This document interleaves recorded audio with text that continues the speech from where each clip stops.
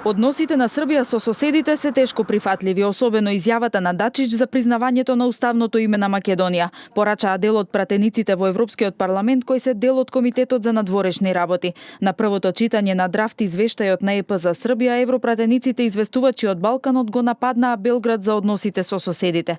Словенечкиот европратеник и известувач за Македонија Иво Вајгл истакна дека односите на Србија со соседите, со Босна и Херцеговина, со Хрватска, Косово и Македонија тешко можат да се опишаат како прифатливи. Вајгл ја потенцираше изјавата на Дачич за признавањето на Македонија под уставното име од страна на Србија и порача дека ваквото однесување на Србија мора да биде запрено. Srbija se zapleta retorično tudi z Makedonijo. Izjave premijeja Dačića o priznanju Makedonije pod njenim zgodovinskim imenom je bilo vse prej kot dobrodošlo. Retorika, ki je povzročila veliko odmevov.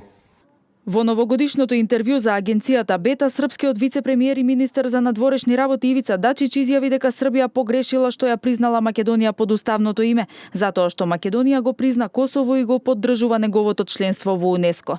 Дачич вели дека Белград во билатералните односи со Скопје и понатаму ќе го користи уставното име на Македонија, но дека мултилатерално ќе го користи името кое се употребува во ЕУ и Обединетите нации, поранешна Југословенска република Македонија. На ова реагира од македонското МНР. Порачаа политичарите да ги продлабочуваат историските односи меѓу Македонија и Србија или барем да преземат одговорност да не го рушат пријателството кое постои меѓу двете земји и двата народа.